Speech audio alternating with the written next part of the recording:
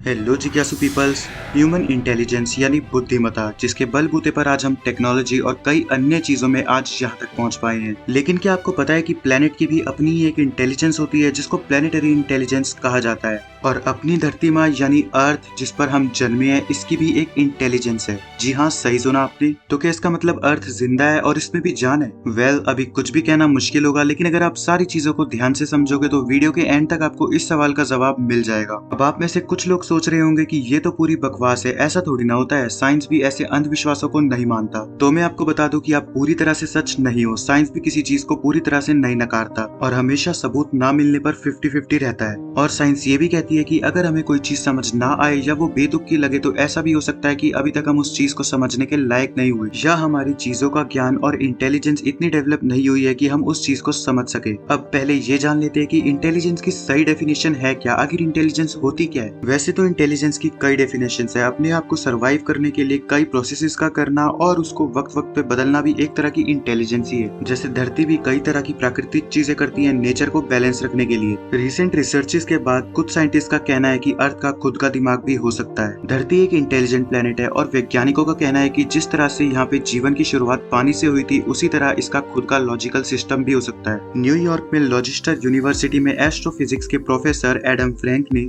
अपने बाकी साथियों के साथ स्टडी करके ये हाइपोथेसिस दी है कि अर्थ का खुद का दिमाग है। वैज्ञानिकों को प्रूफ के तौर पर जमीन के नीचे विशालकाय फंगस की परत के सबूत मिले हैं जो कि आपस में इंफॉर्मेशन का आदान प्रदान करते हैं, यानी एक नेटवर्क की तरह, जो एक तरह की अदृश्य इंटेलिजेंस को दर्शाता है, जिससे स्थितियां बदलती रहती हैं और धरती पे हो रहे बदलाव पे धरती अपनी तरह से रिएक्ट करती है, जिससे सब बैलेंस रहे, जो कि अपने में ही एक बड़ी बात है। और क्या आपको पता है कि जब जंगल के किसी एक भाग में किसी पेड़ पौधे को न्यूट्रिएंट्स की जरूरत पड़ती है तो वहाँ जमीन में जरूरी तत्व कहाँ से आते हैं? ये सब होता है माइक्रोराइजल नेटवर्क के थ्रू, जो कि फंगस द्वारा किसी एक जगह के प्लांट से जहाँ जरूरत नहीं है किसी दूसरी जगह पे न्यूट्रिएंट्स ट्रांसफर किए जाते हैं जहाँ पे जरूरत है।